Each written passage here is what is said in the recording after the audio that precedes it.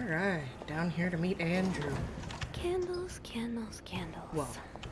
I think Rebecca keeps a stash of them, but where? Almost to meet Andrew. It's gonna be in the locker room, eh? Hello?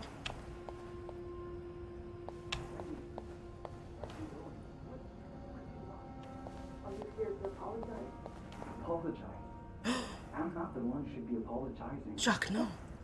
You're such an idiot. I can't believe that I fell in love with you. Wait! What? I want my mother's ring back. Barry. I don't want it to be white. Jacques! We gotta go. He's crying! Oh, you dumb motherfucker. I can't even feel bad for you. Yee. Let's, close that. Yee. Now, if I were the women's break room, I surely...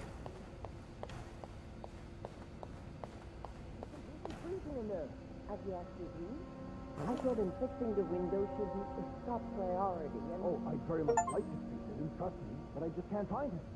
He's nowhere to be found. Gone. Disappeared. Was there something in the coffee this morning? Am I stupid?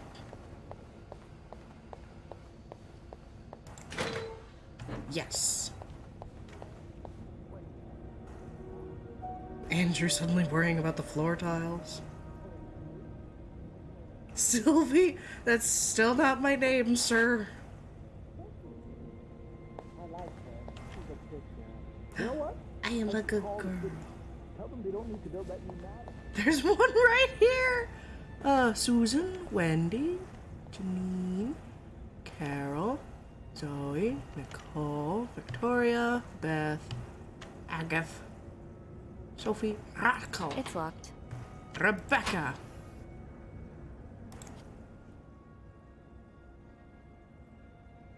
What am I investigating? This. So you do have a stash of candles. Huh.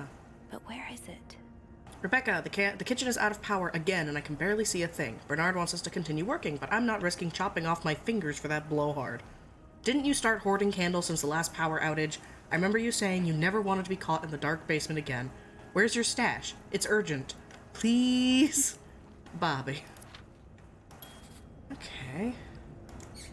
Can close that. Maybe Bobby took some candles from Rebecca already.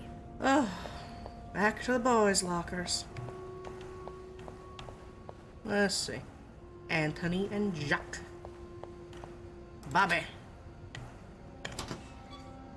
You got candles in here, mate?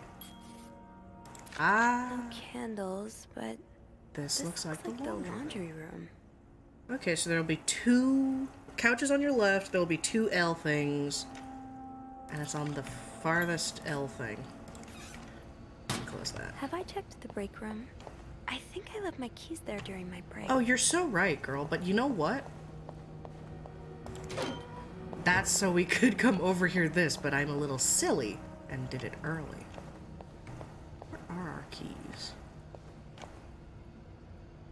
Oh, they're there. Eh. Gotta hold on to these tight. Yep. Alright, and I should go put the key back in the other master key. Oh, that's right. That's, you know, getting us to wander around into all these locations. And put that back. Don't need that because I have my keys now. It would make sense for Rebecca to keep her candles by her workstation. Sure would, wouldn't it? Hello, Rebecca. Oh, that's not couches at all. And in here. Yeah, boy. Got a candle. Now, what next? What next indeed? What are you thinking about? Let's see if Andrew is around. Andrew! I found a candle and I have to scratch my ear so I can't move the camera. Andrew! Oh shit, there he There is. you are. I'm not sure There I you understand are. what the plan is here. I do. Well, I remember reading a spy novel. I can't remember the title, it wasn't that good. in which they used wax and plaster to make a key mold. I'm thinking we could do the same. Are you sure it's gonna work? Nope. Sure? No. In the novel, they used a special kind of wax, not candle wax. But I think it's worth a shot. Yeah, you're right. So let's do this, shall we? Alrighty. First step, pour the wax, I suppose? Yeah. Careful though, the pot's probably hot. Ooh. Ah, I didn't realize it would just go That's that it. fast. Nicely done. Alright, now Next what? step, put the key in the wax, right? Well, normally you let it set a little Better bit more. wait a few seconds before removing it.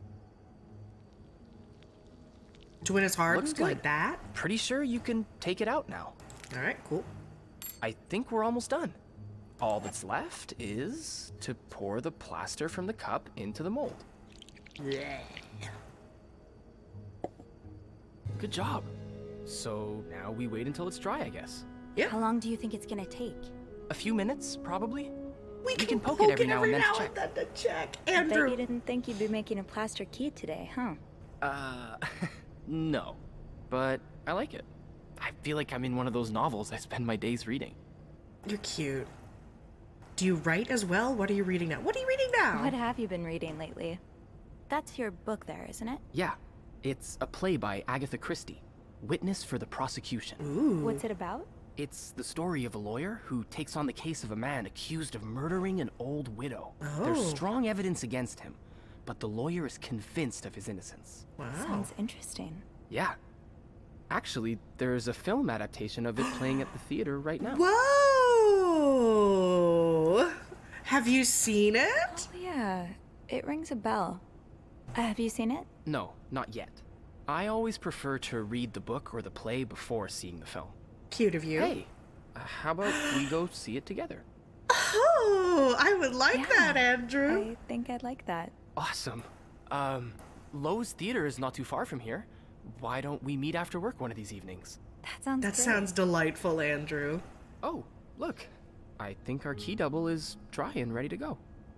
I can't believe it worked. I could not have done this without you. Well, That is glad gonna I was able to be of snap some help. immediately. I should get back upstairs, though. I've been gone far too long already. Bye, Let me know how it Andrew. goes with the key. Oh, and you should probably be careful when you turn it. Otherwise, it could break inside the lock. Yeah, Thanks. I'll be careful. Thank you for everything. You're welcome, Sophie. And the date, Andrew. Also the date, thank you for. Wait, didn't you just pick it up? Why is it... Let's clean that up. No evidence. I've got 2 keys now. Now let's test them out. Alrighty. Interesting. Alright, up we go.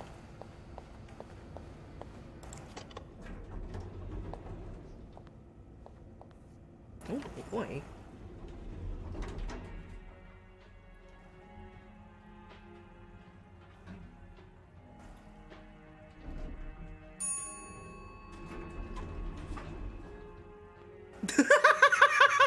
We loaded into limbo there for a second. Oh shit, Sophie, you seeing this shit? Dude, that's crazy, man. What fucking room am I supposed to be going to? Well, one of the ones down this way, clearly. Was it... Hold on. Back to Anne's room, which is... Hold on. Hold on. Hold on.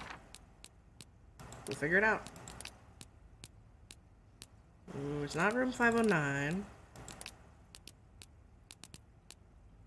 Oh, it's room 507. Okay. This one. Good evening. I'm here again. You got a box? And I have 2 keys.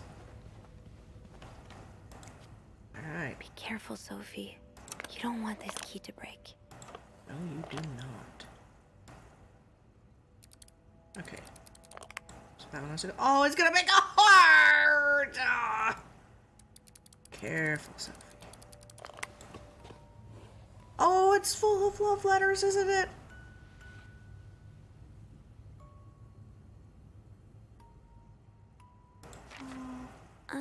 my favorite bar, this one was black.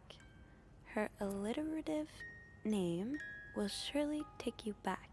These two sure love their riddles. In Atlanta, I noticed yours was pretty worn down, so I decided to buy you a new one. I hope you like it. And since you enjoy them so much, here's a little puzzle to figure out the combination.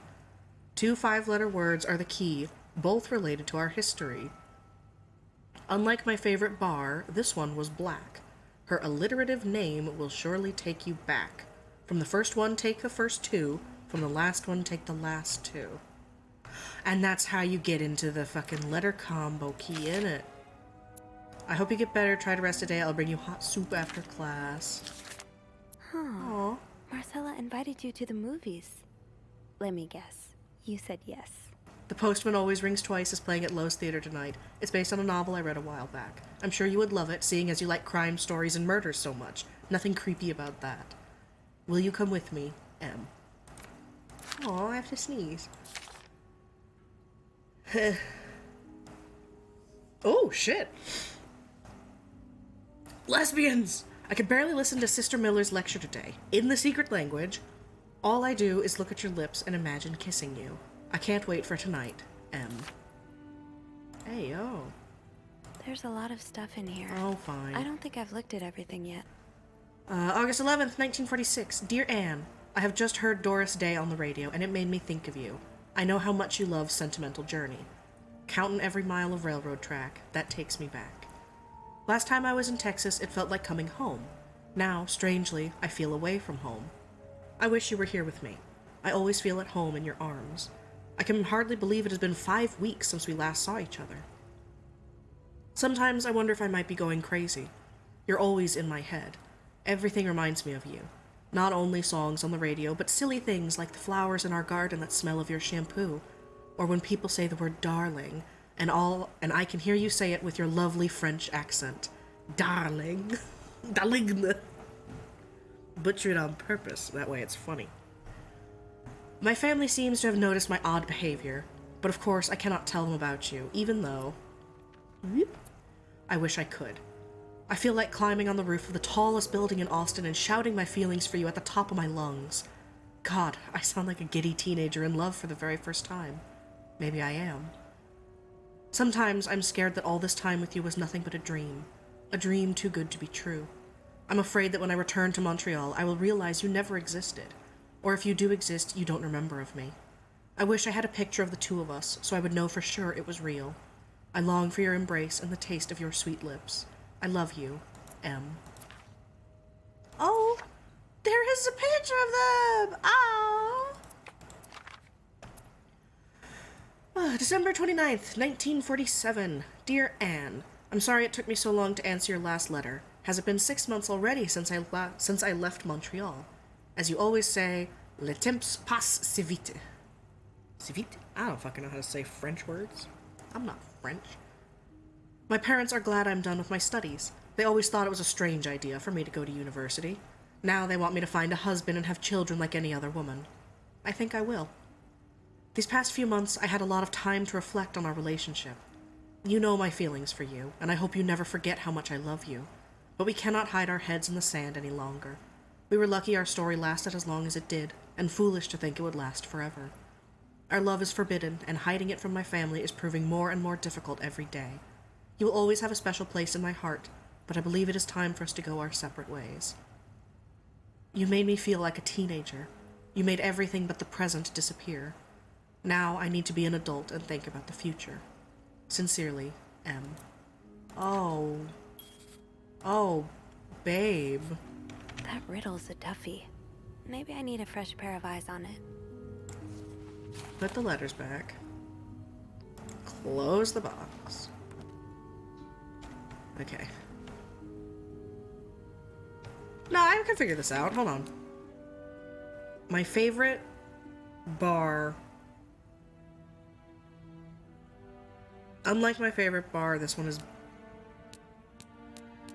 Do you really want me to... Unlike my favorite bar, this one was black. Her alliterative name will surely take you back. Does that matter? That doesn't matter. Unlike my favorite bar.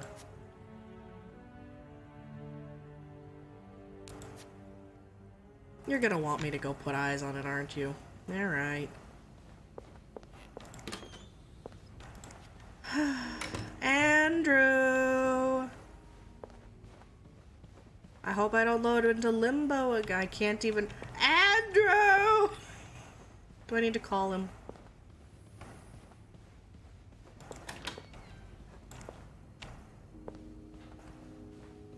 Andrew.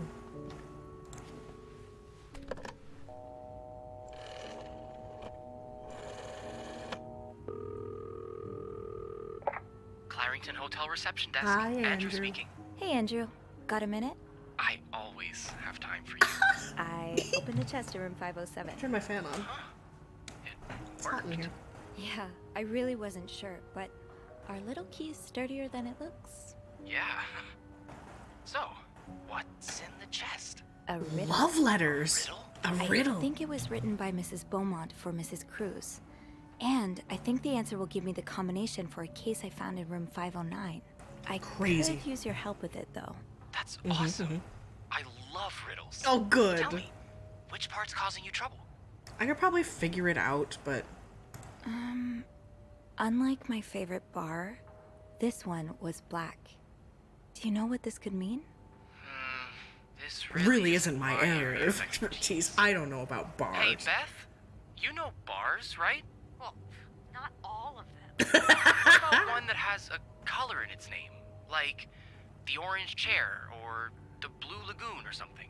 Well, there's the white cat, but I don't think that's your crowd. Lesbians? It's not for me, but thanks.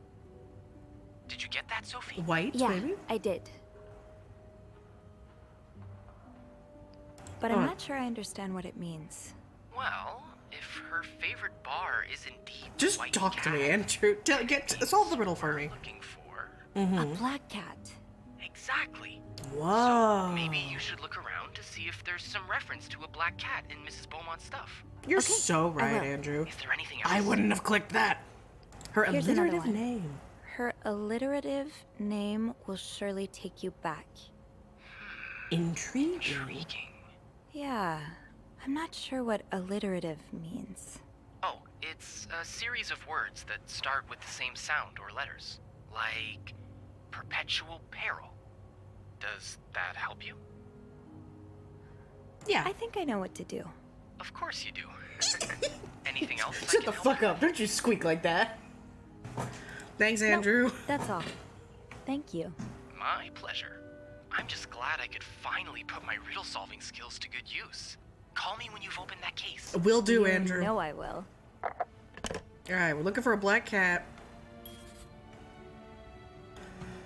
And all this stuff, eh?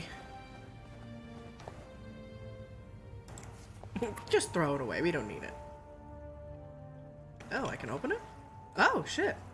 Mount Royal College, Montreal, 1947. Oh. What about this one? It's empty. I can't open it. Got any cats in here?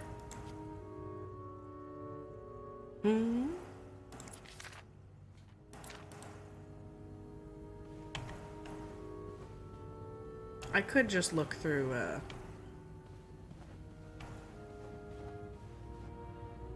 you know, my clues and things.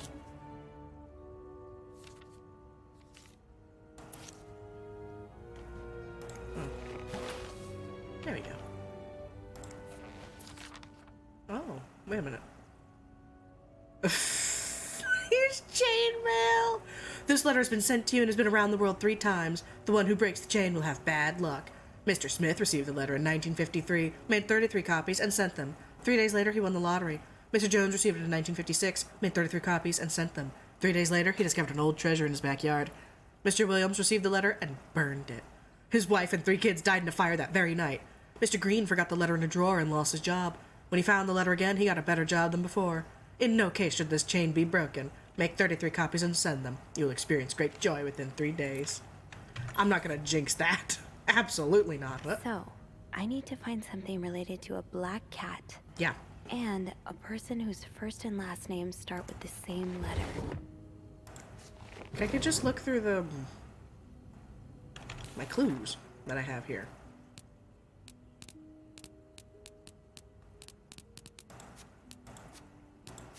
And correspondences.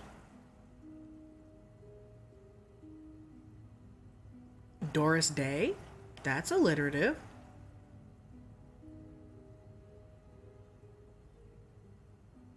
Doris Day, maybe. Something about a cat. Or Doris.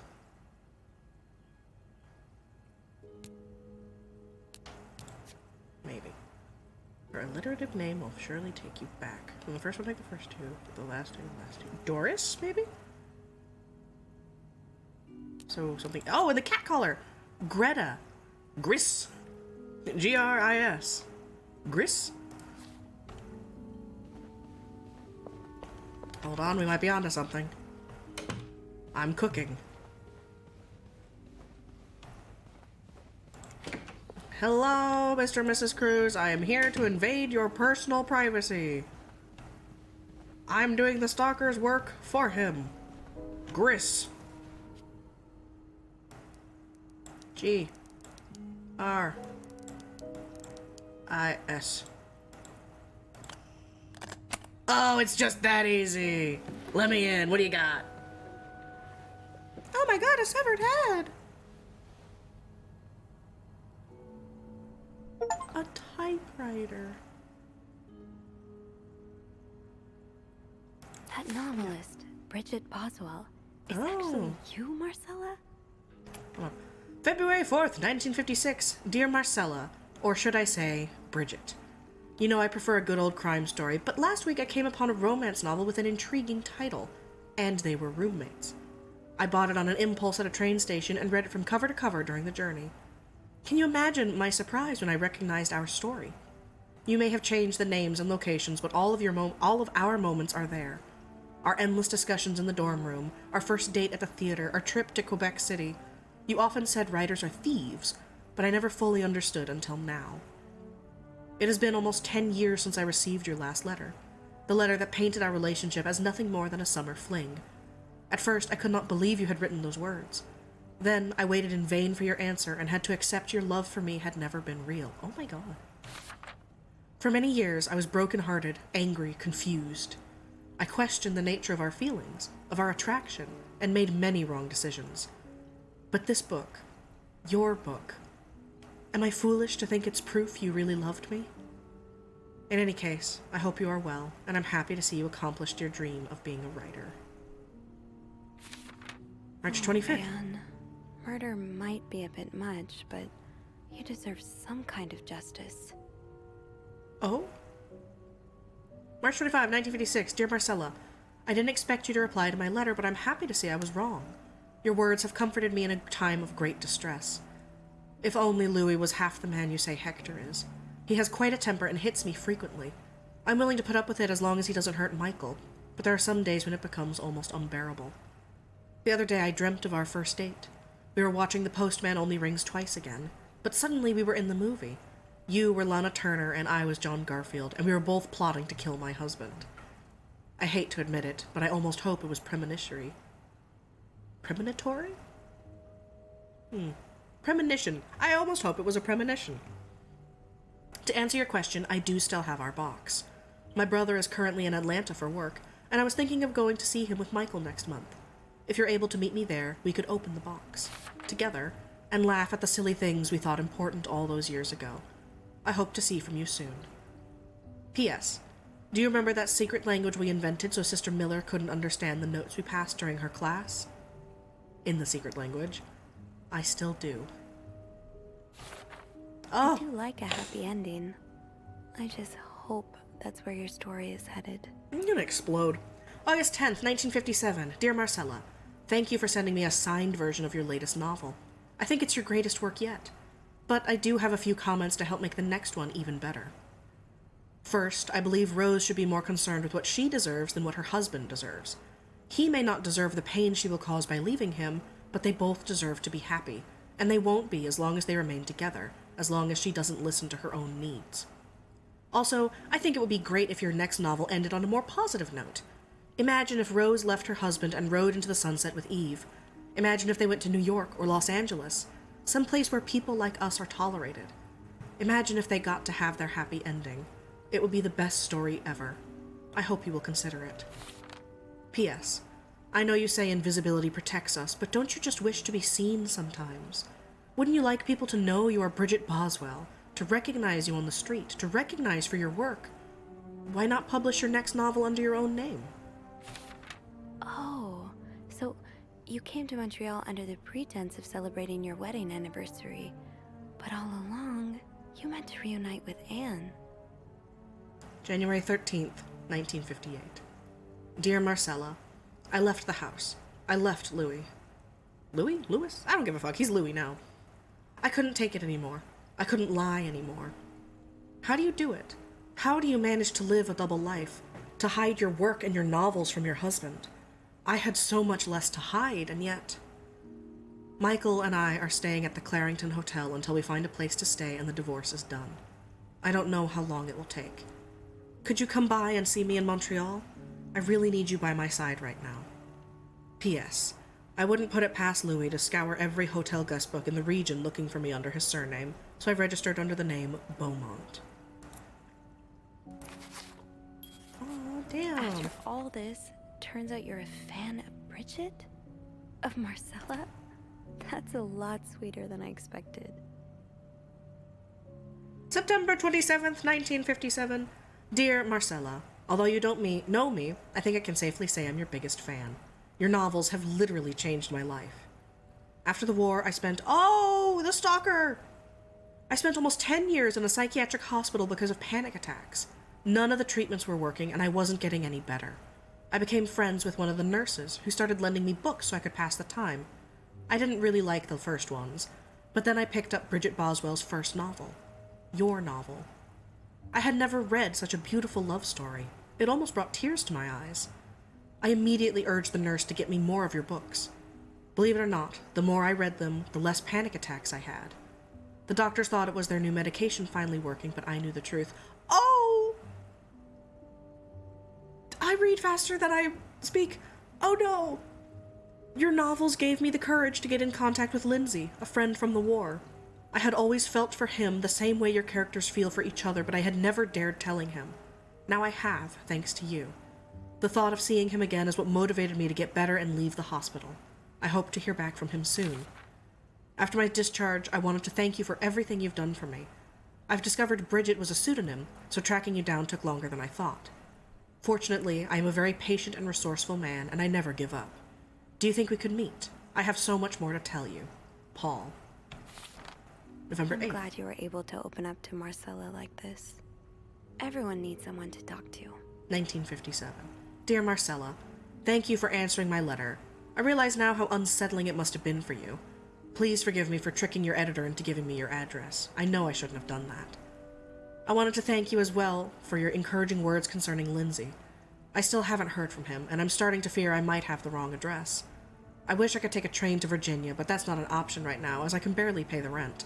I guess I'll have to find a job. As a kid, I dreamt of being an actor, a Hollywood star. I know it's a foolish dream, but what else can I do? What am I good at? I've tried getting some odd jobs already, but employers turn me down as soon as they learn where I've spent the last 10 years of my life. If it continues like this, I'll probably end up on the street like so many of my army buddies. Why am I even telling you all this? After reading your books and getting to know you through them, I tend to forget I'm only a stranger to you. I hope you don't mind. You seem to be a good listener, and I've been feeling rather lonely ever since I left the hospital. Anyway, please tell me more about your life, and do not hesitate to write long letters. I must have read your previous one 1,000 times already. Paul. An advance on my salary. So Marcella hired you. But what for? December 5th, 1957. Dear Marcella, I've just received a letter from Lindsay's mother. She tells me he's dead. Words cannot even begin to describe how empty I feel. He died 2 years ago, before I even sent my first letter. He will never know my feelings for him, and I will never know if he could have loved me back. I guess I should have known this would end in pain, just like your novels. I wish I had Lindsay's ability to find beauty everywhere. Even during the war, amidst the death and chaos, he would marvel at the forests of Germany, at the sun, the birds. He loved birds so much. He could identify them just by listening to their songs. I have to admit your proposition took me by surprise. I was hesitant to leave home at first. I was afraid to miss Lindsay's answer. But now there's nothing keeping me here. I'm desperate for anything that will help me forget the pain, but I don't have enough money to make it back into Texas. Do you think you could give me an advance on my salary? In spite of everything, I'm really excited to know I'll finally meet you. Paul. So this was all a story about star-crossed lovers, with the lovers in question being Mrs. Beaumont and Mrs. Cruz? Yeah, Seems dude. like it, yeah. But I'm not sure whether they chose to meet here just to reconnect for a few days, or if there's something more to it. Sophie, please. Actually, I think I can help with that. Oh shit, Andrew, really? How? Well, some mail just arrived here for Mrs. Beaumont. Don't open it, that's a federal offense. Wonder what's inside. I wonder what's in it. Me too. Should we open it? Sophie! Well, that's illegal, isn't it? But sometimes the mail arrives a little damaged, you know? Andrew, no! Oops. Oops. Andrew, please! So? We're breaking the law! It's a tourism pamphlet for California. Oh my god, are they running away together? 3 train tickets. What do you think this means? I'd say Anne and Marcella are probably planning to run away from their husbands. Good for them. Those train tickets must be for them and Michael. Good for them. You're on a first-name basis now, huh? Well, after reading so much of their correspondence, I kind of feel like I know them, you know? Yeah, like characters in a book. I have to say, though, I'm still a bit confused as to how Paul fits into all of this. He was a fan of Marcella. Marcella hired him, I'm not sure. Well, Marcella did hire him to do something. I think Marcella hired him. To do I what? found some letters Paul wrote to her. He said that her proposition took him by surprise, and that he'd need an advance on his salary. What would she hire him for, though? I'm not sure. I didn't find the letter he was replying to. And why did he have those pictures of you? We'll probably never know. I think the trail ends here. Damn. I guess investigations in real life always have some loose ends. I was kind of hoping we'd have this big third act reveal, to be honest. At least it made our day pretty interesting. That's for sure. Oh my god, are she gonna kill his husband? Helped me understand Wait a minute! Hold on! Oh? Hang on! why you snoop. I mean, piecing together We're people's gonna stories, hear a gunshot! learning what makes them Are tick. we? Are we killing Makes you Louie or are we realize killing we the other may guy? have more in common than it seems. Oh my god. What about your story, Andrew? You're right. Which is why the next story I'd like to learn is yours, Andrew. Oh? Am I gonna find you snooping through my apartment next? Oh yeah, if you let me in. I would love to share my story with you, Sophie. Cute. You're the first person in Oh! time who's made me feel like I can. Oh, Would you bless him. come and see me when your shift ends? We could leave together. We if could you'd leave like. together! If we're able to. With all that snow, I'm thinking maybe we'll have no choice but to spend the night here. I guess that wouldn't be so bad. We could set up a pillow fort on the mezzanine. A pillow fort? We do work in a hotel, you know. There are actual beds here. Oh, I wouldn't be sleeping. I've got a reading list the size of the Eiffel Tower. This would be the perfect chance to put a dent in it. Oh. Does sound like fun. I could bring my magazines and, ooh, maybe light some of Rebecca's candles. Now I kinda hope we do get stuck here. Aw, shut up! Stop being cute, fucking idiots.